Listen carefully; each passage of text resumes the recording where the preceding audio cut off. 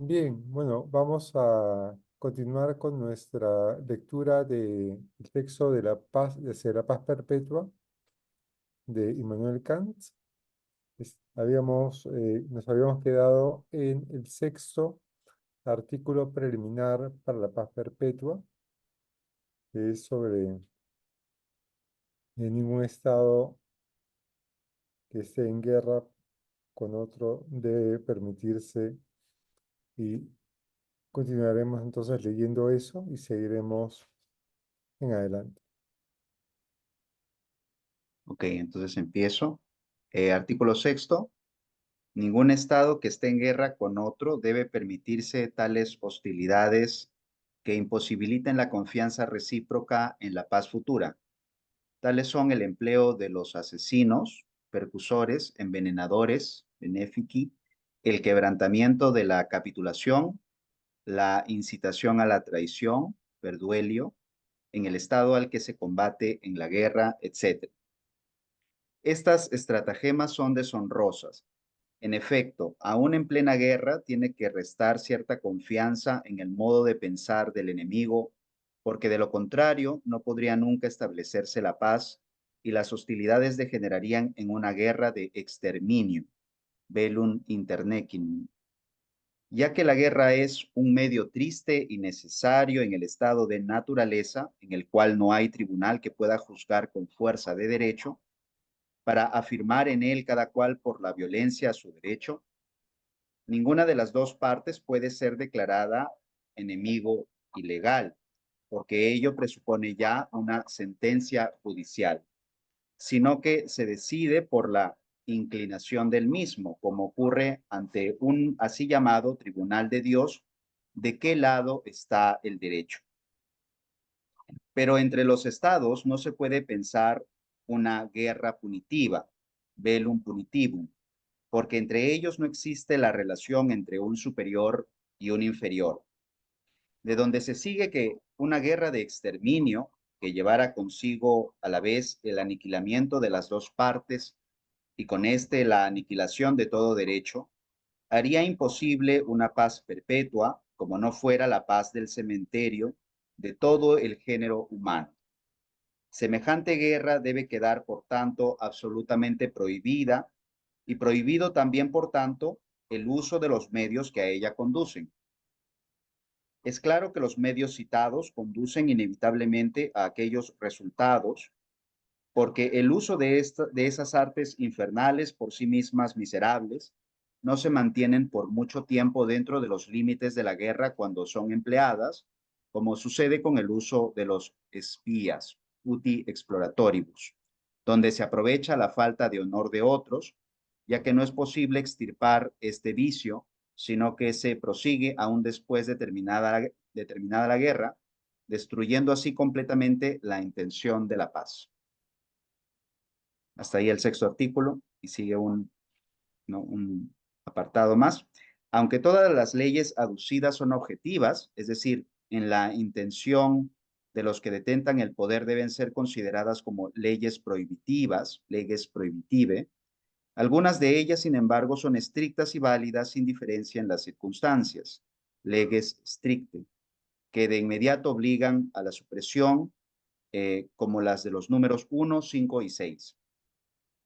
Otras, en cambio, la de los números 2, 3 y 4, sin ser excepciones de la regla del derecho, pero considerando, sin embargo, el ejercicio de la misma, extienden subjetivamente su competencia, leges latae, a través de la consideración de las circunstancias y contienen permisiones para aplazar su ejecución, sin perder de vista con ello, no obstante, su fin, por ejemplo, la restitución de la libertad sustraída a ciertos estados tras la ley número 2, sin aplazarla para un día que no llegara, perdón, que no llegará nunca, como solía prometer Augusto ad calendas graecas, y por tanto su no restitución. Ello significa solamente permitir la demora para que ella no se dé de modo apresurado y en contra de la intención misma. En efecto, la prohibición concierne aquí solamente la clase de adquisición que no será válida en lo sucesivo, pero no al estado de posesión, que aunque no tenga el título jurídico necesario, fue considerado, sin embargo, en su tiempo, en el tiempo de la adquisición putativa, conforme al derecho por la opinión pública de todos los estados en aquel entonces. Y aquí es donde introduce la nota al pie, que dice así. Si, además del mandato, leges preceptive, y de la prohibición, leges prohibitive, podría haber todavía leyes permisivas, leges permissive, de la razón pura, es algo que hasta ahora, no sin razón, ha sido puesto en duda. En efecto, las leyes en general contienen un fundamento de necesidad práctica objetiva de ciertas acciones. En cambio, la permisión contiene un fundamento de la contingencia práctica de ciertas acciones. Una ley permisiva, por tanto, contendría la obligación a una acción, a algo a lo que nadie puede ser obligado, lo cual, si el objeto de la ley tiene en ambas relaciones un mismo significado, sería una contradicción. Ahora bien, en la ley permisiva de la que aquí hablamos, la prohibición presupuesta se refiere solamente al modo futuro de adquirir un derecho, por ejemplo, mediante herencia. Y en cambio, la exoneración de esta prohibición, o sea, la permisión, se refiere al estado de posesión actual, y ella, en el tránsito del estado de naturaleza al estado civil, puede seguir manteniéndose por una ley permisiva del derecho natural como posesión honrada, posesio putativa, aun a pesar de no ser ella conforme a derecho, aunque una posesión putativa en el estado de naturaleza, en la medida en que ella sea reconocida como tal, está prohibida de la misma manera en que se encuentra prohibida toda manera semejante de adquirir en el estado civil posterior, después de haber realizado el tránsito de uno a otro. Esta autorización de una posesión duradera no podría tener lugar en el caso de que la adquisición putativa se hubiese realizado en el estado civil. En efecto, ahí una permisión semejante implicaría una lesión y por tanto debería desaparecer tan pronto como fuera descubierta su no conformidad al derecho. Yo me he propuesto aquí otra cosa que fijar de pasada, yo no me he propuesto aquí otra cosa que fijar de pasada la atención de los maestros del derecho natural sobre el concepto de una lex permisiva que se presenta espontáneamente cuando la razón se propone hacer una división sistemática unificada de la ley. De ese concepto se hace un uso frecuente en la ley civil estatutaria, con la diferencia de que la ley prohibitiva se presenta sola por sí misma, pero la permisión no se coloca más que como condición limitante, como se debe, dentro de aquella ley, sino que sino que se arroja a las excepciones. Esto quiere decir entonces, se prohíbe esto o aquello, exceptuando los números 1, 2 y 3 y así sucesivamente hasta el infinito. Las permisiones se añaden así a la ley de modo solamente contingente, no según un principio, sino mediante tanteo, bajo casos que han tenido lugar, pues de otro modo tendrían que ser aducidas las condiciones en la fórmula de la ley prohibitiva, mediante las cuales al mismo tiempo la permisión se convertiría en una ley permisiva. Por eso es de lamentar que se haya abandonado tan rápidamente la respuesta al problema tan ingenioso, pero dejado como irresoluble, del también tan sabio como ingenioso conde de Windisgrätz, quien urgía en dirección de esto último. En efecto, la posibilidad de una fórmula semejante, similar a las fórmulas matemáticas, es la única piedra de toque auténtica de una legislación que permanezca de modo consecuente, sin la que el así llamado jus certum continuará siendo un deseo piadoso. De otro modo, se tendrán leyes meramente generales que valen generalmente, pero no leyes universales que valen universalmente, como sin embargo parece exigir el concepto de una ley. Ahí acaba el pie de página.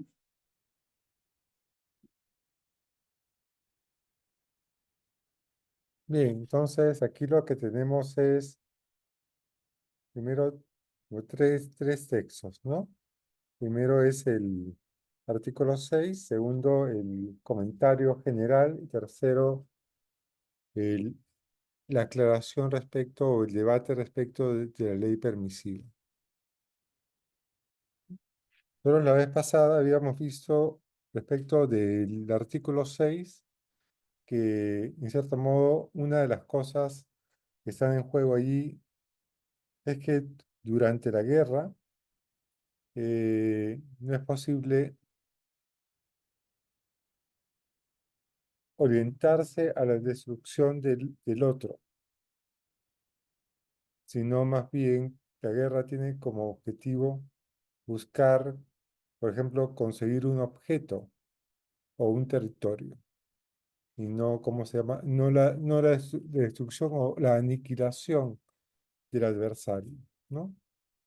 Justo, ¿qué tal? Justo yo estoy revisando ahora porque el viernes tengo que dictar en generales ciencias en un curso de ciudadanía, en la parte práctica. Estoy revisando un texto de Constant, ¿no? A Ronald se lo mencioné, no me acuerdo el nombre, Bernard Constant. Benjamin Constant. Benjamin Constant. Benjamin Constant. El texto es sobre la diferencia de la libertad de los antiguos y de los modernos. Y hay una parte en la que Constant señala algo así como que la guerra y que el comercio, perdón, es solamente como una manera más sofisticada de la guerra, ¿no? Porque a la larga ambas tienen el mismo fin, que es conseguir un objeto, solo que la experiencia nos muestra que la guerra nos lleva a fracasos y a desentendidos. Entonces el comercio es como una manera más sencilla, más perspicaz, más sutil quizás, ¿no? De hacer que el otro convenga a mi fin privado también. Entonces, yo no sé hasta qué punto sea acertada esa visión de Constant, pero por ahí que me recordó a lo que acabamos de mencionar, ¿no? Ujú. Pregunta, perdón Sí, que interrumpa. ¿Cómo se llama el texto de la libertad de los antiguos y la libertad del que hablabas? Creo que literalmente se llama así. libertad de Sobre, los sobre, antiguos versus la Sí, libertad de los modernos. sí, Gracias. literalmente. de la Sí, libertad de los antiguos comparada con la de los modernos, literal, sí. sí. Y ahí hay una cosa interesante, ¿no? Porque había, digamos, en el siglo XVIII una especie de, de esperanza de que el avance de las relaciones comerciales iba a hacer que las guerras iban a menguar, ¿no? Mientras más se avanzan en esas relaciones, iba a haber menos guerras. Lo Pero cual, sucede que también la guerra es una relación comercial, en el sentido de que es compra y venta de armas y cómo claro, se llama, y hay todo un negocio detrás de la guerra también, digamos, mercenarios. claro, e incluso ahí resuena quizás. Hola, ahí me resuena quizás un poco esta parte de Hobbes en el Leviatán cuando dice que a la larga guerra no es que todos nos estemos matando en el momento, sino es más bien la disposición ¿no? A atacarnos, a velar por nuestro propio beneficio, a hacer lo que esté en nuestro poder para conservarnos, etcétera. Claro, el estado de Sí, guerra es un clima, digamos, no es un estado efectivo, ¿no? claro. Necesariamente. Ah, ah, podría, bueno, sí.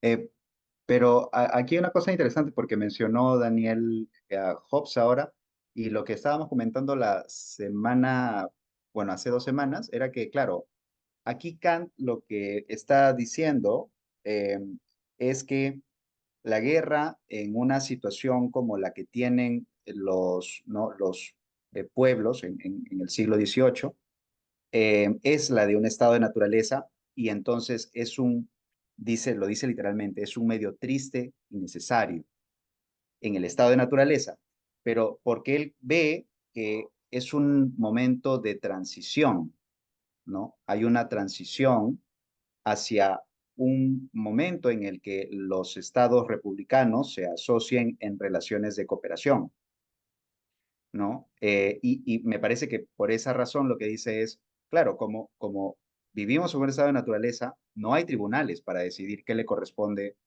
a cada cual. Y en ese sentido es una medida triste y necesaria. Pero, claro, pero en ningún caso, y eso me parece interesante de este punto, en ningún caso es legítimo tener el objetivo de exterminar al otro. Ese no puede ser un objetivo legítimo para ingresar en un conflicto. Con lo cual, no todo vale en la guerra, ¿no? Es decir, se prohíben estos medios, que son medios, lo dice, que imposibilitan la reciprocidad, ¿no? Como el uso de asesinos, envenenadores, etcétera, etcétera. Pero se prohíbe porque precisamente hay una como prohibición de fondo, ¿no? Y la prohibición de fondo es que no se puede tener el objetivo de exterminar al otro, ¿no? El objetivo puede ser, como dice Sandro, ¿no? Claro, una disputa por un territorio o alguna cuestión de ese estilo.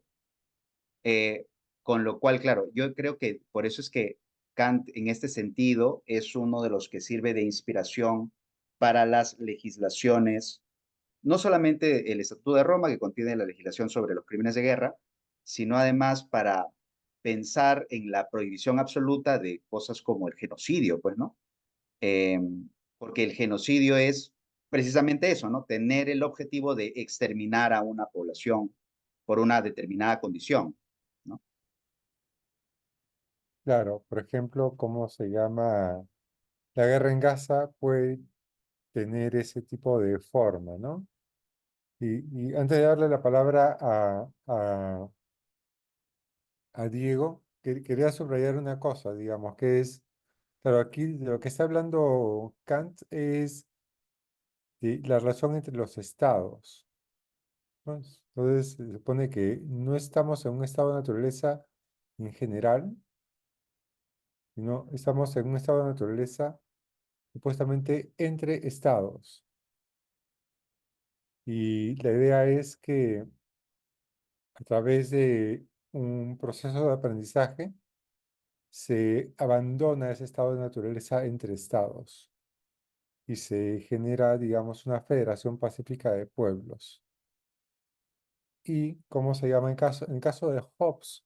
Más bien, él habla del estado de naturaleza, pero también, ¿cómo se llama? Del estado de naturaleza entre personas, pero también entre estados. Y no hay la idea de un estado, una federación o un acuerdo.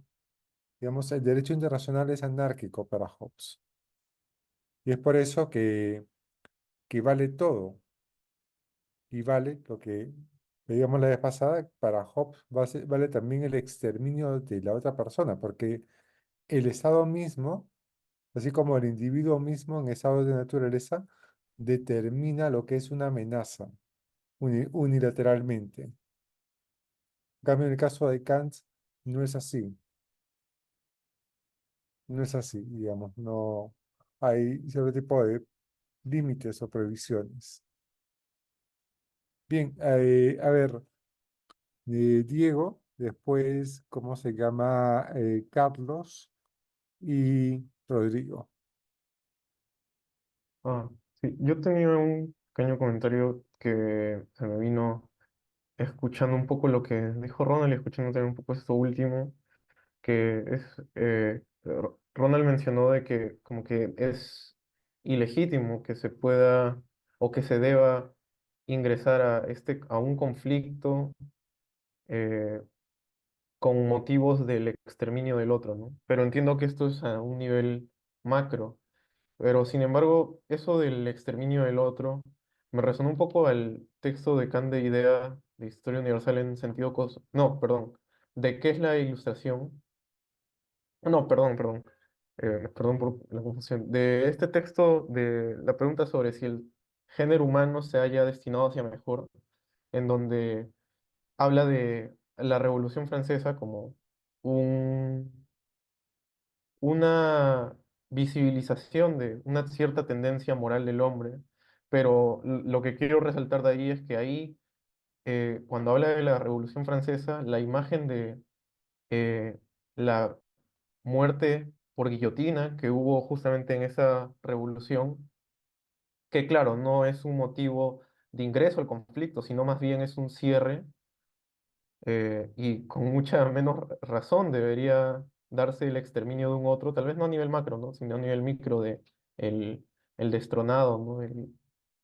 Que es condenado a la guillotina, pero que también, o sea, lo que quería enfatizar era que eso le resulta muy propio de salvajes, ¿no? De bárbaros. Acá esa imagen del final de la Revolución Francesa la muerte por guillotina, y nada más era eso, ¿no? O sea, como que el exterminio del otro, si no de ninguna manera puede ser motivo para entrar al conflicto, mucho menos para cerrar un conflicto, debería estar presente.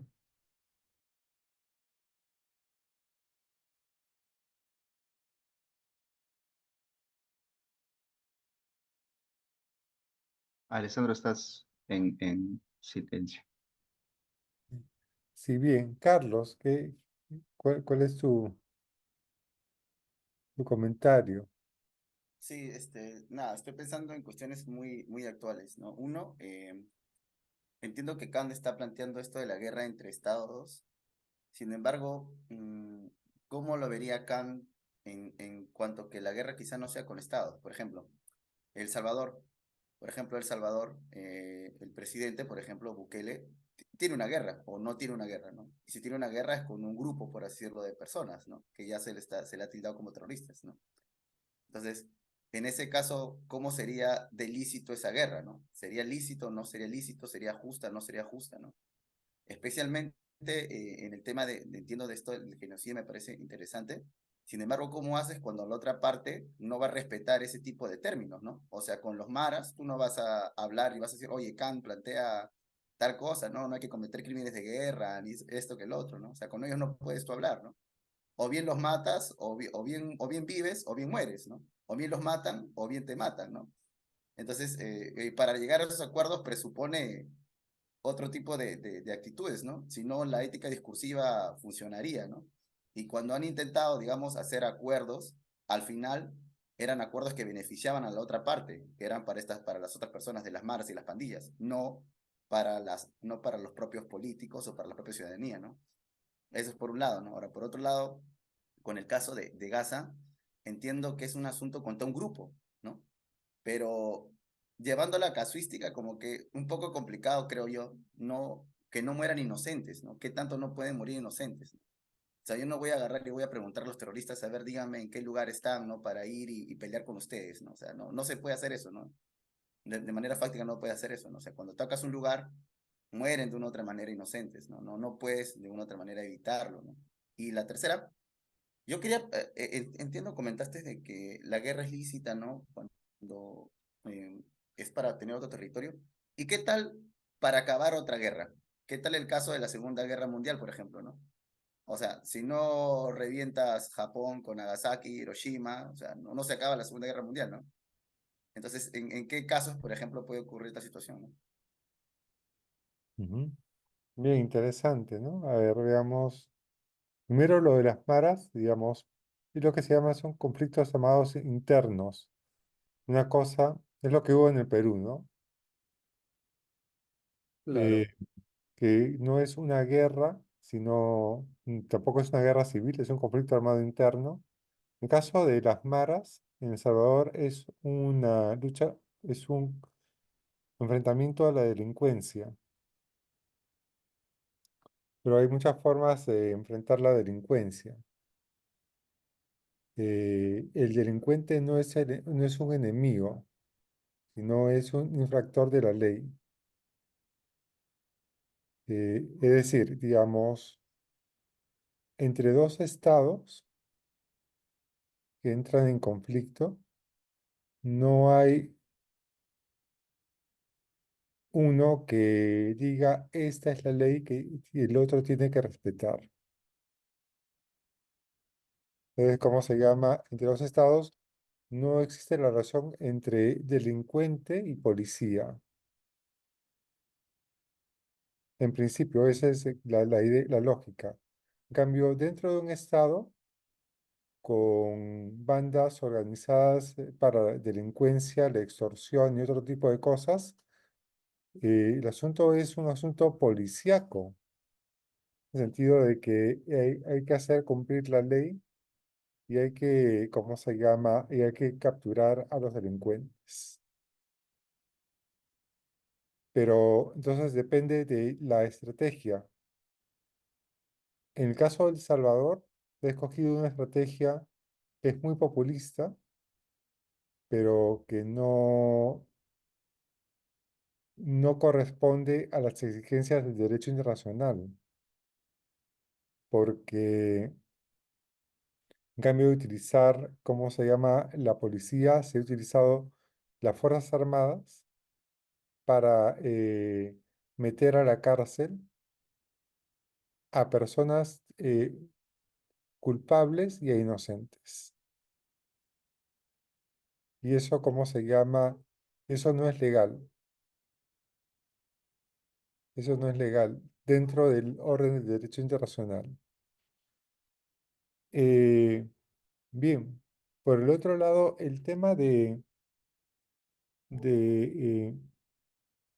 de Gaza es una cuestión que tiene que ver con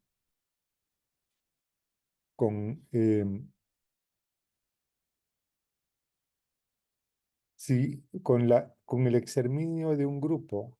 Es decir, el objetivo del Estado de Israel, de Netanyahu, es exterminar a Hamas. No es, ¿cómo se llama?, detener las acciones de Hamas.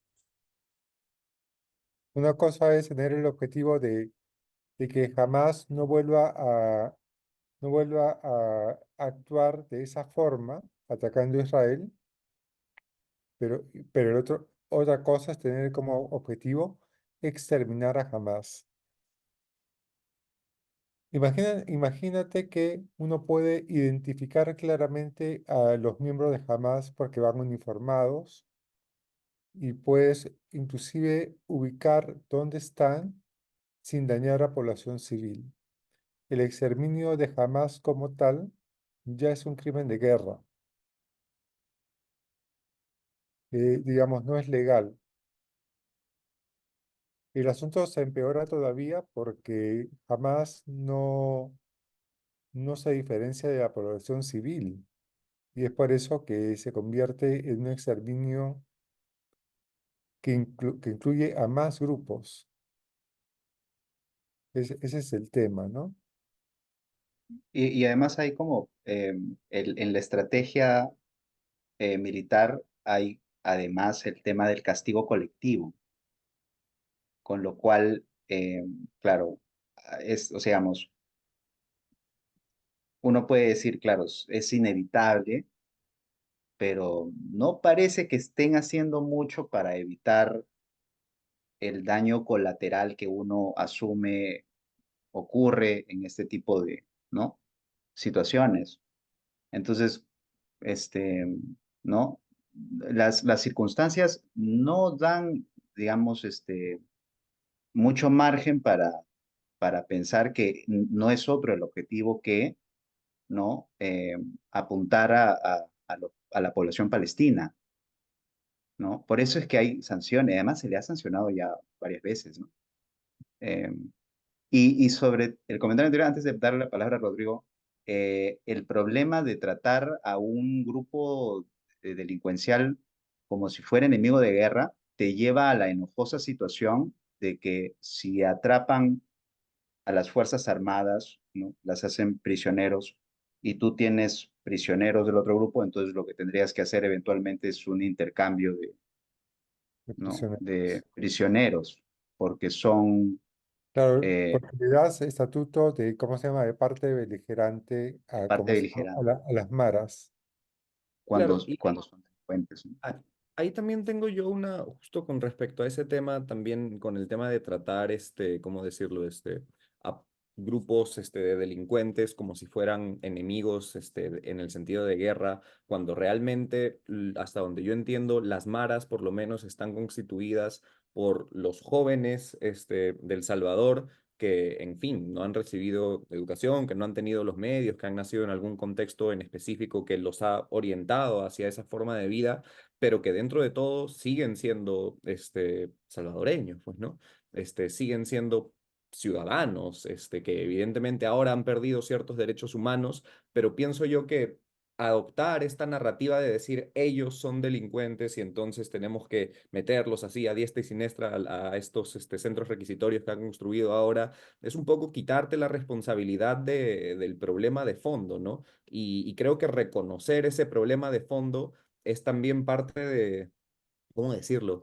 Si nos ponemos kantianos, ¿no? De las exigencias de la razón, ¿no? Y utilizar los medios realmente más adecuados para eso. No digo que en El Salvador no haya disminuido la delincuencia, porque es evidente que ha disminuido, pero eso no significa, creo yo, que ya esté todo bien, ¿no? Quizás inmediatamente sí, pero no a largo plazo. Claro, no es una solución. Ujú. Y además el tema de tratar al otro, al delincuente como que, como parte beligerante y declarar la guerra es como se llama, es como, como si se hubiese dicho que Sendero Luminoso era que estábamos en guerra contra Sendero Luminoso, de tal manera que Sendero Luminoso había iniciado una guerra civil, habría iniciado una guerra civil incondicional y por lo tanto habría un momento en el cual habría intercambio de prisioneros. Y claro, las partes beligerantes dentro de una guerra civil tienen cierto tipo de derechos en el orden del derecho internacional.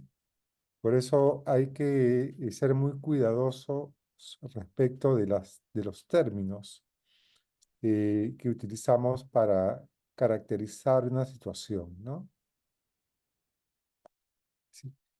Y Rodrigo, hace tiempo hace un buen tiempo que quería participar. Rodrigo, Sí, no, nada, solo quería dejar, volviendo un poco al texto, había algo que me parecía interesante, que es justamente el tema de la confianza mutua. O sea, en Hobbes, el tema de la confianza mutua es central. ¿No? Uno no confía en los demás porque es consciente que el único modo de sobrevivir es agrandando tu poder, porque tu rival, que ahorita puede ser igual de fuerte que tú, si domina a 10 personas, después ya no puedes defenderte. Entonces, la única estrategia válida es tú incrementar tu poder. Y el soberano lo que hace es el garante de la confianza. Tú confías, yo confío en que Ronald va a cumplir su parte del trato porque si no el soberano viene y le mete una cachetada. Es tan sencillo como eso.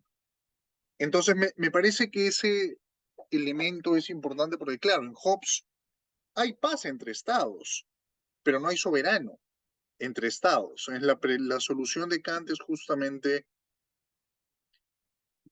tus crímenes de guerra tienen que ser de tal modo que la persona, que el otro estado pueda confiar en ti en el futuro.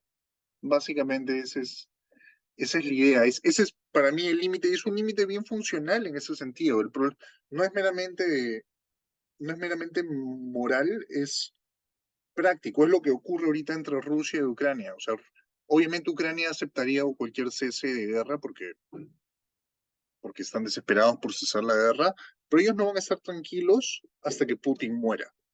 ¿Por qué? Porque Putin ya ha dado muestras de que Putin puede firmar un tratado de paz y de acá a medio año puede inmediatamente volverse el ocaso nuevamente y volver a bombardear quién sabe cuántos hospitales llenos de civiles. Eh, Ese me parece que es justamente el punto. Como Putin ya ha cometido crímenes de guerra, que no es hacer la guerra meramente, sino bombardear hospitales con civiles, entonces, ¿por qué es que Ucrania habría de confiar en que Putin va a mantener su parte del trato una vez haga la paz? Y ese es el problema del crimen de guerra de Putin, que nulifica una paz verdadera. Hasta que él no muera, los ucranianos van a estar considerando matarlo. En cambio, si Putin hubiera hecho la guerra, pero solo hubiera ido por objetivos específicos de recursos, una vez Putin diga ya, chicos, hay que dejarlo acá, hagamos la guerra, se mantiene cierto grado de confiabilidad y me parece que eso es lo crucial de la cita, al menos para mí.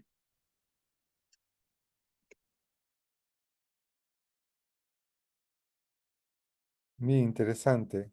Eh, claro, aquí hay, ¿cómo se llama? Como una línea divisoria que en realidad atraviesa todo el texto, ¿no? Que es la distinción entre las prácticas de estados republicanos y las prácticas de estados despóticos. Entonces, el, y en realidad no podría decir que, ¿cómo se llama?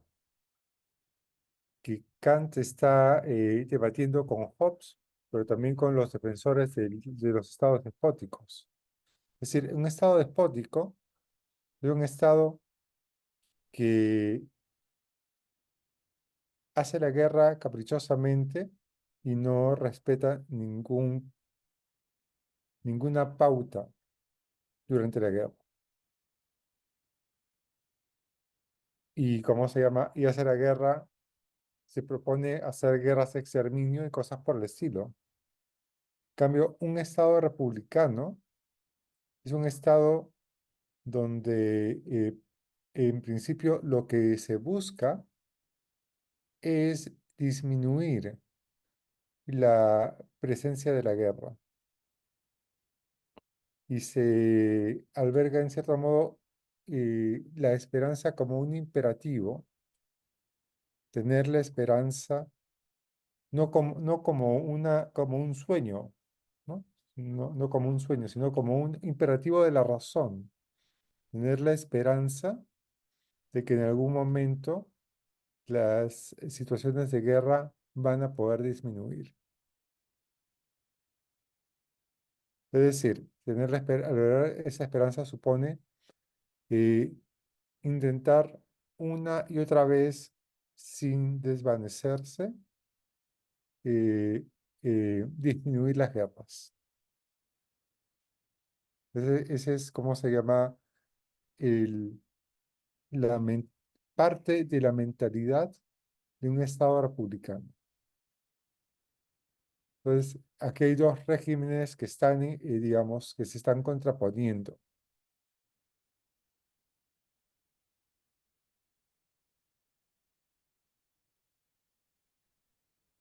Solo quisiera agregar una cosa más porque me parece interesante lo que has dicho.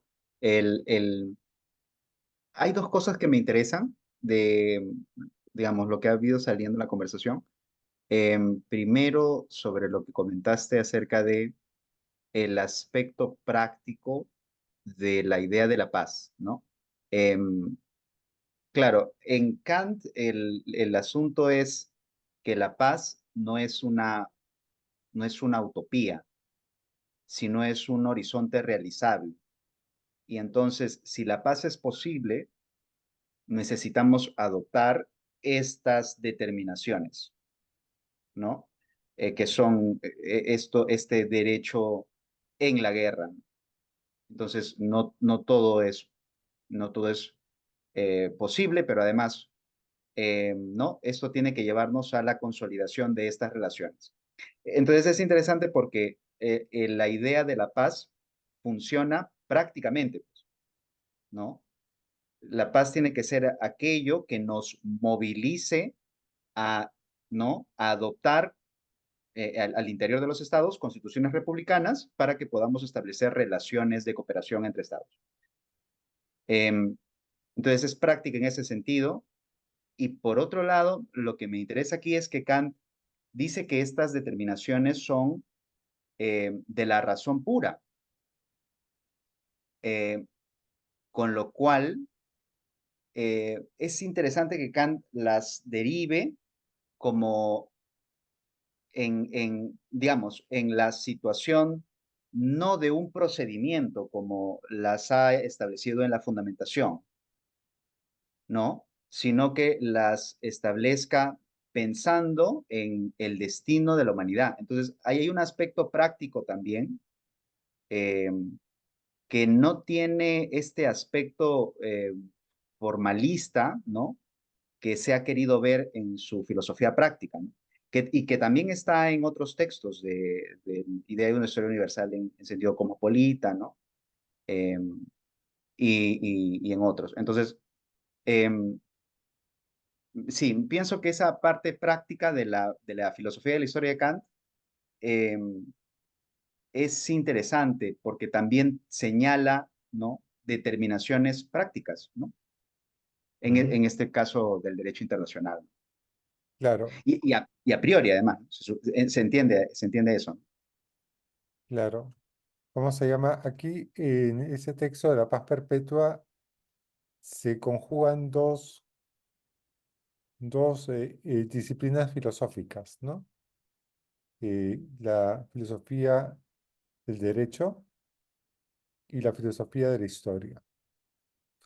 Pero Kant ubica ambas disciplinas en el terreno de la razón práctica. Y la razón práctica opera sobre la base de principios prácticos. Entonces, claro, ¿cómo se llama? Vamos a ver más adelante cómo va a decir que ingresar a un estado civil es un imperativo de la razón práctica. Es Mm. decir, es un imperativo de la razón. Pero claro, solo existen imperativos de la razón en el terreno de la razón práctica. Entonces, aquí hay que tener en claro una cosa que es importante. Kant distingue entre razón teórica y razón práctica. O el uso teórico de la razón, el uso práctico de la razón. El uso teórico de la razón está dirigido al conocimiento de objetos de la experiencia, de objetos constitutivos. En cambio, el uso práctico de la razón está dirigido a producir principios, producir principios. Entonces, toda la filosofía de la historia y toda la filosofía jurídica de Kant y también la filosofía moral de Kant está orientada a esa meta de producir principios para la acción. Inclusive la filosofía de la religión, que tiene que ver con, ¿cómo se llama?, con el terreno de la esperanza, también se encuentra orientado en esa dirección, producir principios para la acción, no tener conocimientos teóricos sobre nada.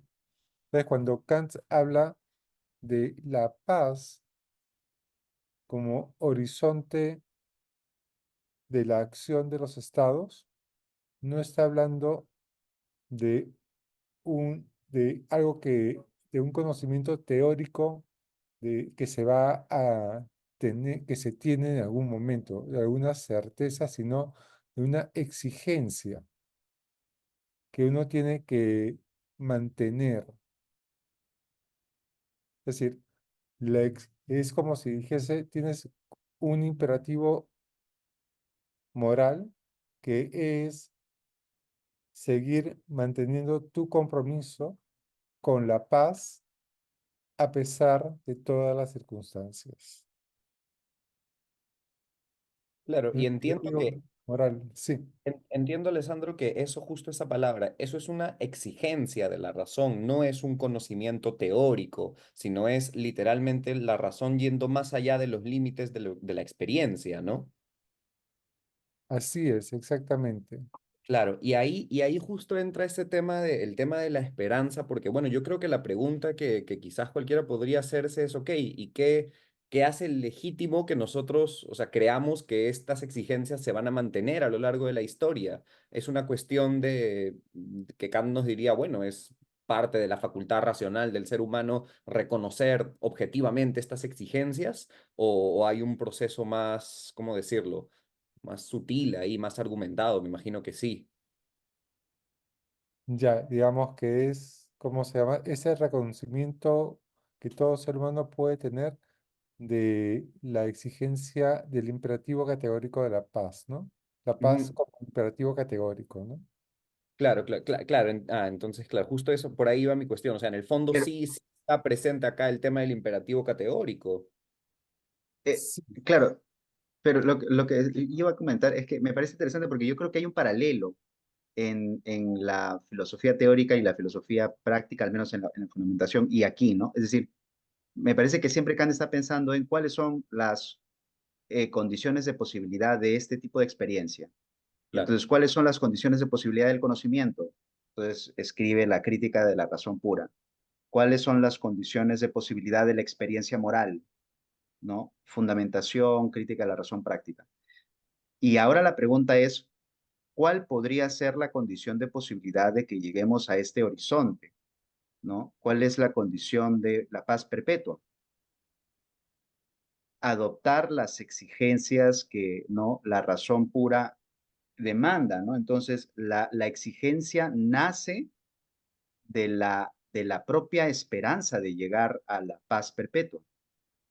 Es por eso muy interesante cómo la esperanza aquí no es una ensoñación, no es una ilusión vana, no es una utopía, ¿no? Adquiere la fuerza de una idea práctica, Sí como en el es, caso de la libertad, ¿no?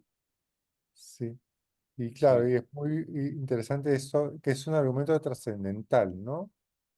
Es argumento trascendental. Los argumentos trascendentales están articulados de tal forma de que hay, ¿cómo se llama?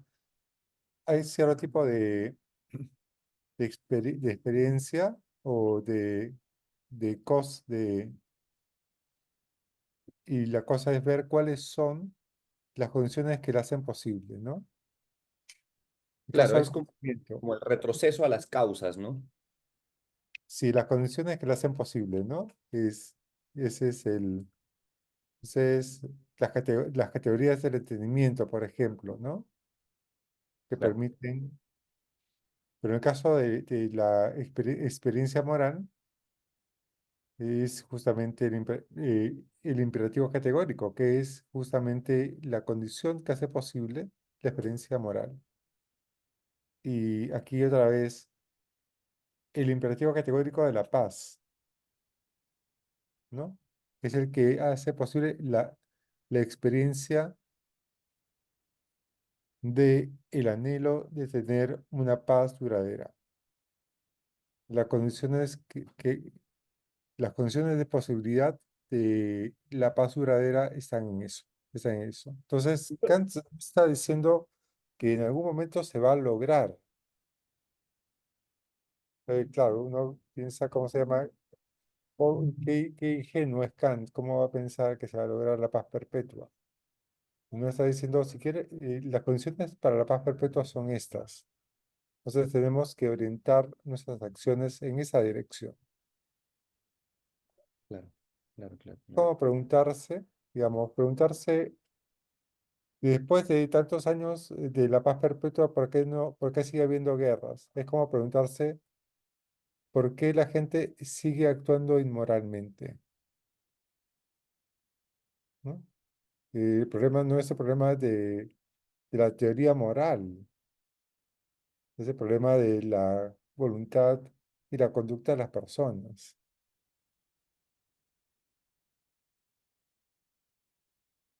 Sí. Y a ver, Alan tenía un comentario, ¿no? Ahora que Ronald mencionó el término determinaciones, me sugirió la duda siguiente: ¿cuál sería el mejor término para englobar a los artículos de la paz perpetua, sean preliminares o definitivos? ¿Condiciones o requisitos? ¿Qué dirías tú, Ronald? Bueno, Acá hay yo le contesté que son condiciones, condiciones de la condiciones posibilidad, de posibilidad. sí. Sí, pues a mí esa parte siempre me ha parecido, digamos, que es una cosa muy sutil en Kant, al menos de su filosofía de la historia, pero es como, es una especie de, una especie de exigencia, exhorto, ¿no? Si queremos llegar a este destino deseable, más vale adoptar estas condiciones y exigir que no se adopten dentro de los estados.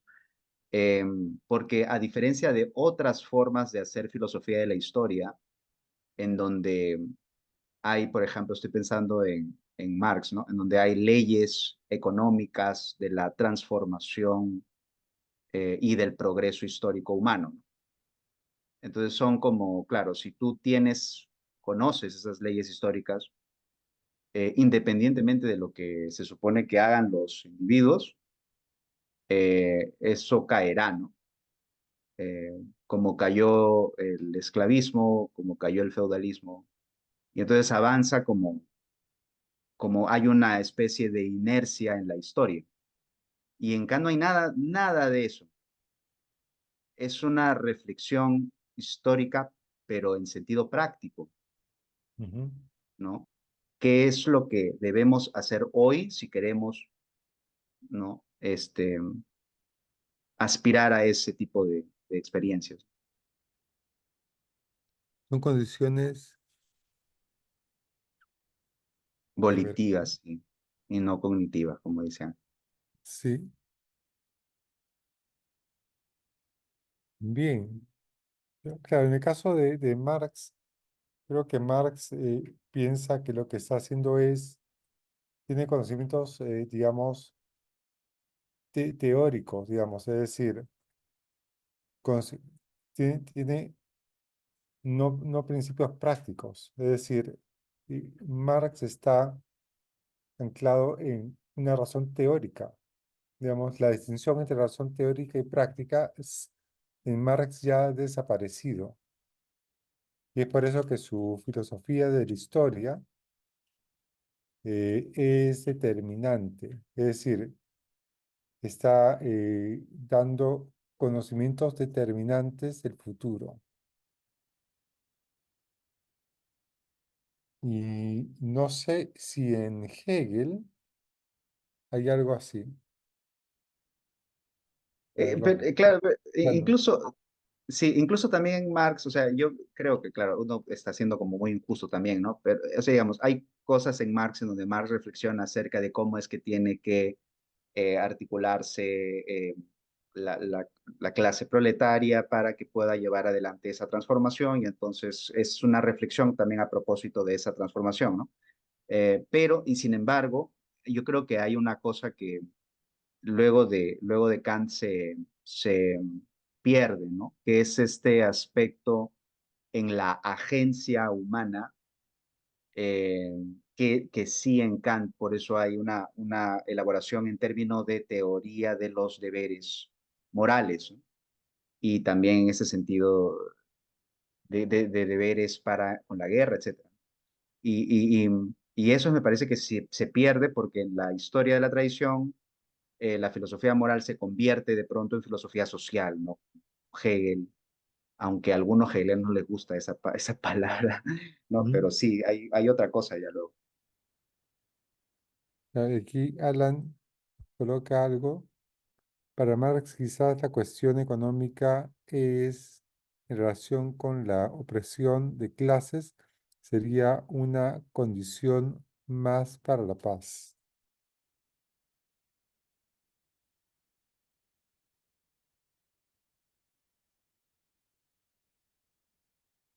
Sí, Diego.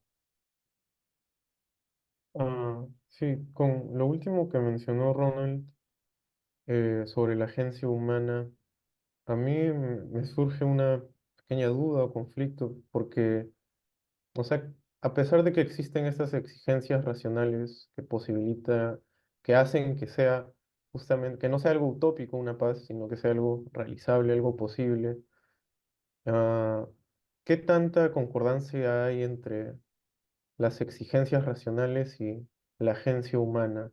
Porque por un momento es como que me recuerda un poco a lo de la cracía en Aristóteles, ¿no? Que es como que, y, o sea, y claro, y eso es algo que, del que ya se ha mencionado, ¿no? Que eso no significa, o sea, que a pesar de eso la gente sigue actuando inmoralmente, ¿no? Pero es como que realmente no se puede ver nada ahí en ese actuar inmoral. O sea, no hay algo que pueda aportar un poco a percibir mejor esta relación entre agencia humana condiciones racionales que posibilitarían una paz.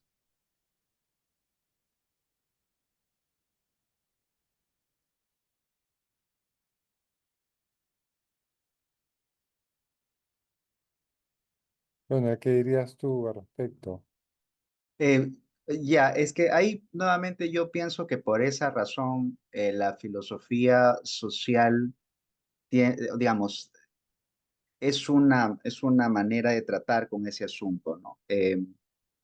Digamos, me da la impresión, no soy especialista ni en Hegel ni en Marx, pero claro, me da la impresión de que, claro, la idea es, aun si todos fuéramos personas morales, eh, las, digamos, los objetivos hacia una sociedad, por ejemplo, justa, no serían posibles sin transformaciones que para Marx serán como de una, ¿no? De infraestructura, ¿no? Es decir, eh, de fondo, condiciones económicas. Entonces, en realidad no importa tanto, piensa Marx, que la gente actúe moral o inmoralmente, porque siempre habrán, ¿no? Diferencias de clase. Entonces, la reflexión filosófica se traslada a otro punto, ¿no? Eh, y tengo la impresión de que eso tiene que ver precisamente porque empieza a generarse, luego de Hegel, una desconfianza a propósito de cómo es que la razón puede funcionar como un transformador social, ¿no? Todos los que llaman maestros de la sospecha creen que la razón por sí sola no, no, no va a operar esa transformación, esa emancipación o esa ilustración.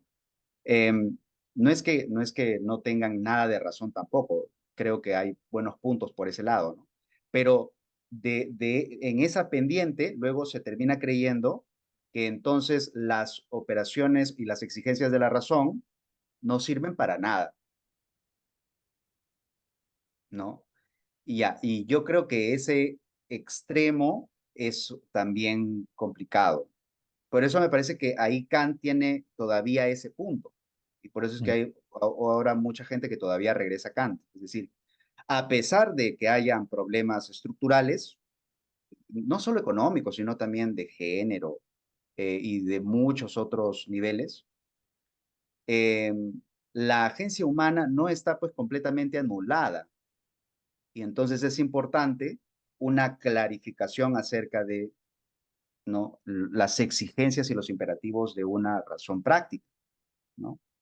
Eh, claro, es igual un asunto debatible, ¿no? O sea, yo creo que, por ejemplo, incluso Habermas, que es un cognitivista, eh, él también tiene una sospecha acerca de la razón práctica, entonces él prefiere utilizar otro concepto que es el de razón comunicativa, ¿no? Que es como cómo cristaliza la razón en una práctica intersubjetiva y además en diferentes aspectos, ¿no? En aspectos políticos, institucionales, jurídicos, ya. Esa es otra manera de ver. Claro, él de todas maneras no descarta la razón, pero y aún así le molesta el concepto de razón práctica, ¿no? Por eso yo creo que aquí Kant todavía tiene este punto y además eh, claro, lo que habría que pensar, por ejemplo, sería esto, ¿no? Eh, los estados, que casi son todos, ¿ah? Que han firmado el Estatuto de Roma, que contiene las prohibiciones del crimen de guerra, podrían decir, claro, si yo no he firmado o si denuncio ese pacto, entonces me es legítimo cometer crímenes de guerra. Y la pregunta sería, entonces esa exigencia, la prohibición absoluta del genocidio, ¿depende del compromiso del Estado o es una exigencia a priori? Si no hubiera Estatuto de Roma, como no lo había en el siglo XVIII, ¿estarían los estados todavía obligados a no cometer crímenes de guerra? Entonces, es interesante, ¿no? Es interesante pensar nuevamente en eso. Em, y claro, hay mucha gente que piensa hoy día que no, pues, que si no firma el pacto, ¿no? Sí, pues podrían hacerlo. Claro.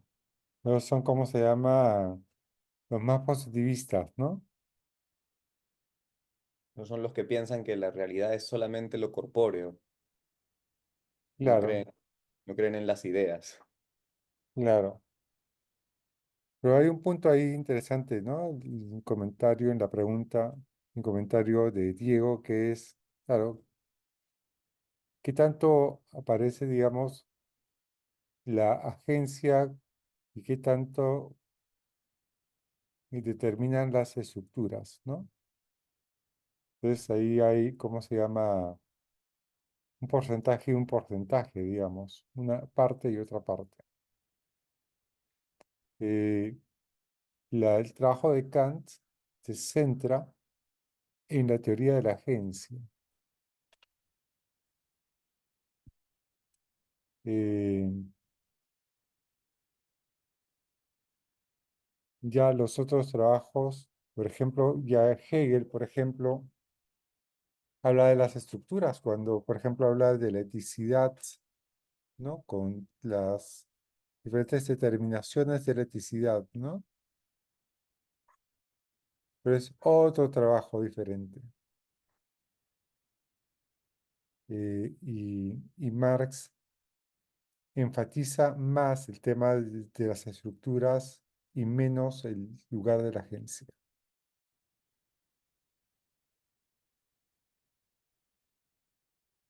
Y Lenin peor todavía, ¿no?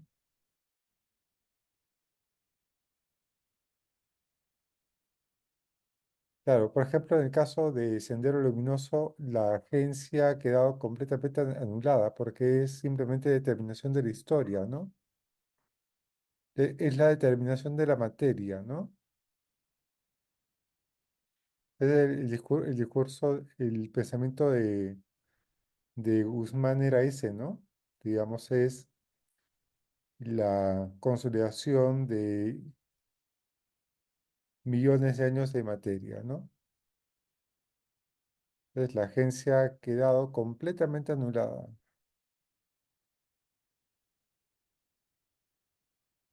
Pero ahí, ¿cómo se llama? Ahí hay dos dimensiones que hay que tener en cuenta, ¿no? Digamos, la agencia y las estructuras. Pero es por eso que, y es en ese sentido que la filosofía social se centra en la articulación de ambas cosas. La articulación de la agencia y la estructura al mismo tiempo, ¿no?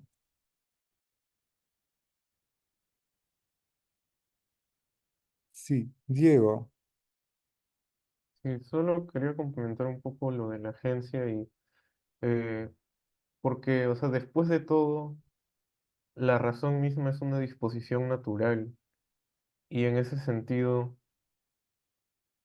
eh, cuando en idea de una historia universal en sentido cosmopolita, Kant justamente hace referencia a esa disposición natural de la razón y la incluye incluso en un plan de la naturaleza, en un plan oculto de la naturaleza. O sea, que como que hasta cierto punto no es tan descabellado ver a la, a la voluntad de los hombres, a la voluntad racional de la libertad como también una posible identidad, porque ese texto es especulativo de la naturaleza, ¿no? O sea, de la naturaleza de nuestra especie. O sea, no es tanto una, tal vez una agencia desligada de esta naturaleza mecanicista que no solamente está presente en nuestro contexto urbano, sino en general en la naturaleza, incluso en contextos no urbanos, ¿no? De la naturaleza misma, de los árboles y de esas cosas. O sea, la razón como disposición natural también es como que una naturaleza, ¿no? Y por eso es que creo que ese texto de Idea de una historia universal en sentido cosmopolita permite ver también que además de que haya estos dos porcentajes, como que de agencias y de condicionamiento fenoménico o mecanicista, es como que van de la mano ambas cosas, ¿no? Y él lo pone como que ese es el plan oculto de la naturaleza. Sí, pero ahí el plano oculto de la naturaleza es que de ella misma brota algo que se escinde de la naturaleza, que es la razón. Entonces, ¿cómo se llama? Llega un momento en que digamos, es como decir, digamos, el desarrollo de la naturaleza en el ser humano hace que el ser humano vaya desarrollando sus facultades racionales a lo largo de la especie. Aquello que logra ser un animal, como un caballo, por ejemplo, en un solo individuo, en ser humano se realiza a lo largo de la historia. Y aquello que se realiza a lo largo de la historia es la independencia de la razón respecto de la naturaleza. Es decir, la aparición de la razón en la especie humana, porque está, digamos, esa posibilidad está en germen, porque Kant piensa en términos de semillas que están en las especies y que cada especie está destinada a desarrollar sus semillas de todas maneras. Entonces, mientras que en los otros animales o en los otros seres, en cada individuo animal o la planta, se realiza esa semilla completa en el individuo mismo, en la vida del individuo mismo. El ser humano, ese elemento germinal que es la razón, se desarrolla a lo largo de la historia. Pero ese desarrollo de la razón, ¿qué significa? Significa que la razón se desliga de la naturaleza, se desliga de la naturaleza. El mismo juego va a aparecer aquí en la paz perpetua cuando aparezca la idea de la garantía para la paz. La garantía para la paz es la guerra, pero hay un momento en que la misma guerra va a desarrollar algo análogo a la razón, que es un Estado republicano. Y es ahí donde, ¿cómo se llama? El Estado republicano toma distancia, ya no de la naturaleza, sino de la dinámica de la guerra e impone el imperativo de la paz. Entonces, eso es lo que trata de explicar Kant, digamos, en su Esta filosofía no de la la, historia. esa no la había visto, ¿ah? Me parece muy interesante. Claro, porque son movimientos contrarios, pues, ¿no? Razón, naturaleza y estados republicanos y guerra, pues. Sí. Sí.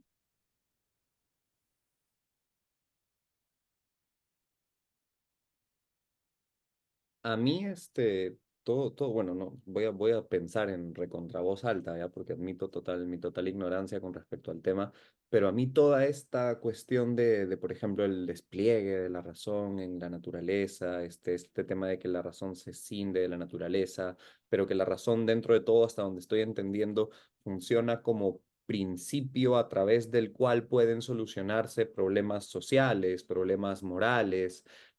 Yo creo que ahí está el tema de la teleología en Kant, ¿no? Y de la teleología ya en un sentido fuerte que creo que es la que se encuentra en la segunda parte de la tercera crítica, parte que no he leído en mi vida, pero que creo que ahí es quizás donde encontramos todo este tema de una conformidad afín objetiva, ¿no? Que quizás quizás se podría conectar con lo que estamos conversando, ¿no?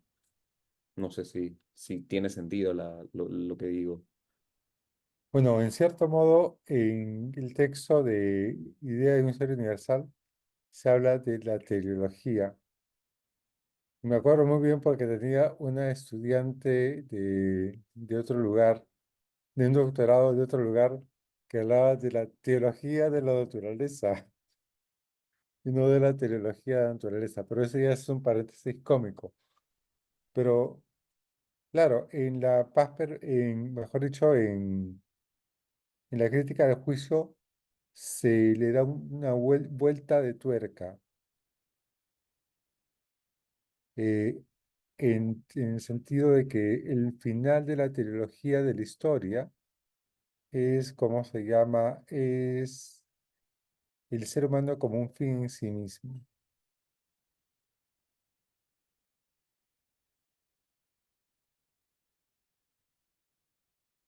Ese es, ¿cómo se llama?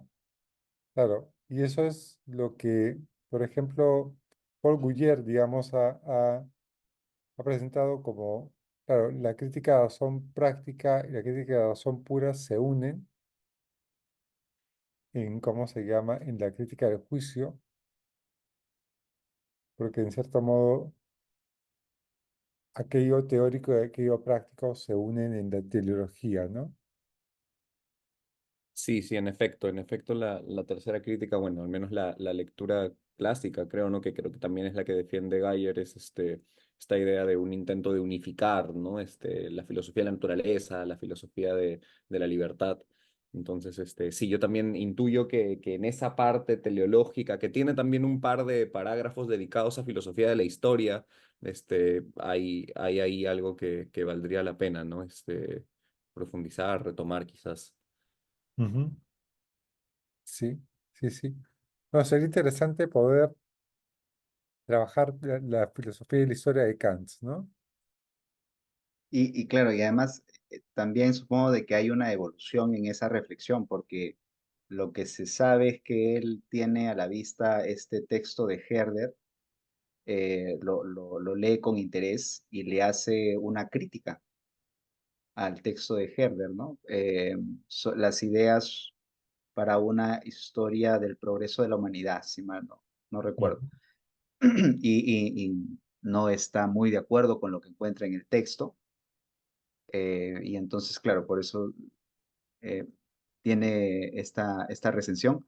Pero además él escribe un texto sobre el uso de principios teleológicos en filosofía, que tampoco sé exactamente el contenido, pero me parece que tiene, digamos, es un problema latente en donde él va como escribiendo y reflexionando sobre el tema, ¿no? Así que supongo que lo que encontraríamos en la tercera crítica es un poco la conclusión a la que él llega, ¿no? Porque es un texto tardío.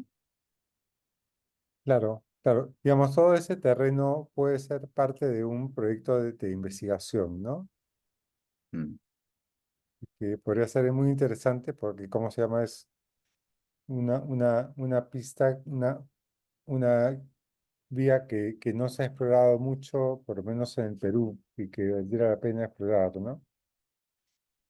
Y Sí, otra es cosa cierto. es el libro de, por ejemplo, de Flickschuh, sobre la filosofía de filosofía política de Kant, eh, utiliza todos esos textos y ¿cómo se llama? Y los articula con toda la teoría política de Kant, ¿no?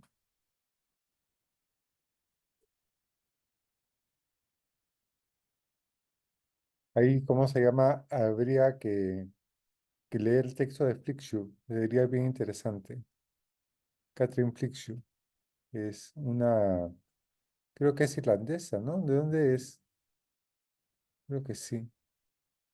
Hizo su tesis con Honora O'Neill. Claro, es otra de esa. Es que hay un grupo de kantianas contemporáneas que, ¿no? Bárbara Herma, Korsgaard, O'Neill, Flickshoe. eh, sí, y hay otras más también. Hay otras que trabajan el tema del cuerpo, ¿no? Están buscando cómo poder responder al tema de la corporalidad, ¿no? Desde Kant. Entonces hay un montón ahora que se escribe sobre Kant. Ujú. Sí, claro. Y está el otro texto, que es el texto de Arthur Ripstein, también sobre la filosofía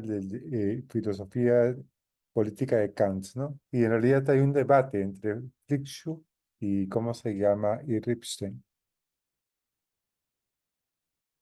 Sí, Diego.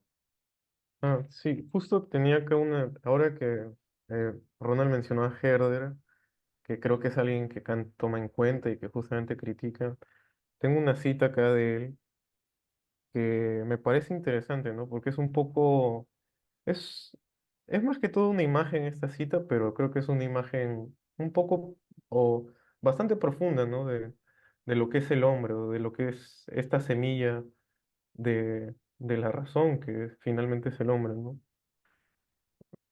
Y esta es la cita, la voy a leer. En un soplo de nuestra boca se convierte el cuadro del mundo, la huella de nuestros pensamientos y sentimientos en el alma del otro. De una pequeña brisa animada depende todo lo que los hombres han pensado, querido y hecho jamás sobre la tierra, todo lo que harán todavía, porque todos nosotros seguiríamos recorriendo los bosques si no nos hubiera envuelto el aliento divino y no flotara en nuestros labios como un sonido mágico. Ujú. Interesante, interesante. Bien, eso de la razón es, ¿cómo se llama? Lo que trata de hacer Kant, me da la impresión, es darle una, ¿cómo se llama? Dar cuenta de cómo la razón, que es algo externo a la naturaleza, se introduce dentro de la naturaleza a través del ser humano. Es decir, en el ser humano es, es donde la razón, que es algo externo a la naturaleza, entra dentro de la naturaleza. Y es por eso que, que Kant va a decir que inclusive un estado, aunque sea incipiente e injusto, es ya una manifestación de la razón. Y es en ese sentido que, claro, él en unos pasajes se pone en contra de la revolución, ¿no? Porque uno puede querer volver al estado de naturaleza, porque el estado, aunque sea injusto, sigue siendo una consolidación de la razón en el mundo. Entonces, uno de los problemas, digamos, que Kant está tratando de enfrentar es de qué forma se introduce la razón en el mundo una vez que ha desaparecido la teleología clásica, es decir, el mundo teleológico aristotélico. Y ahora entendemos la naturaleza gobernada por leyes mecánicas, una naturaleza mecánica, no una naturaleza teleológica.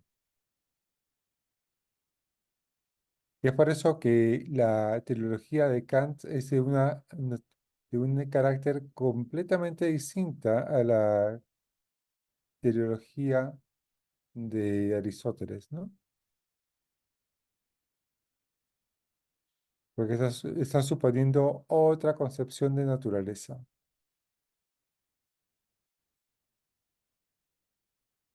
Claro, aquí, por ejemplo, está ese texto interesante de Bernstein, ¿no? Que se llama Vicisitudes de la naturaleza, que va presentando cómo aparecen las concepciones de la naturaleza desde inicios de la modernidad, que fue el último libro que se publicó post su muerte, ¿no? Mm, Y sí, falleció el año pasado, ¿no? O el anteaño pasado, sí, el hace año 2 años, pasado. sí. Mm. Sí, es interesante. Solamente quería comentar que, claro, el tema de la tecnología es que, claro, para Kant, Kant tiene que, o sea, Kant cuenta con la revolución científica, entonces ya no hay causas supernaturales en el sentido de causas finales, ¿no? Entonces, claro, ¿cómo piensas la teleología en un mundo, en palabras de Weber, desencantado, ¿no? Es decir, no Claro, puedes suponer eso. Y entonces ahí hay otra, digamos, por eso es que toda esta idea acerca de la fe racional eh, es completamente práctica, ¿no? Tiene otra cosa. Y luego hay yo creo que hay luego una especie como de, hay una ruptura, no ruptura, quiero decir, eh, Hegel no retoma eso en sentido estricto, sino que en cierta manera vuelve a recuperar, ¿no? Una teleología como el progreso del espíritu, ¿no? Entonces, parece, tiene las notas de ¿no? De una causa también final. Y además hay una serie de reflexiones de Hegel con el ardid de la razón o la astucia de la razón. Entonces parece ser que nuevamente volvemos a ese esquema. Pero claro, Kant tiene este difícil equilibrio, ¿no? De cómo hace compatible la revolución científica con las exigencias de la razón práctica, ¿no? ujú. Pero hay que tener en claro eso, ¿no? Digamos, para Aristóteles hay 4 causas, digamos, ¿no? La causa for- eh, formal, la causa material, la causa eficiente y la causa final, ¿no? La causa formal es la pregunta por la forma. ¿Qué cosa es aquello que tiene esa forma, ¿no? ¿Qué cosa es? ¿No? La causa material es de qué está hecho. La causa eficiente, cómo ha sido hecho, digamos, de dónde sale. Y la causa final es cuál es su finalidad, ¿no? En cambio, la modernidad lo que hace es justamente quedarse solo con causas eficientes, causas anteriores. La revolución científica moderna se centra en eso, ¿no?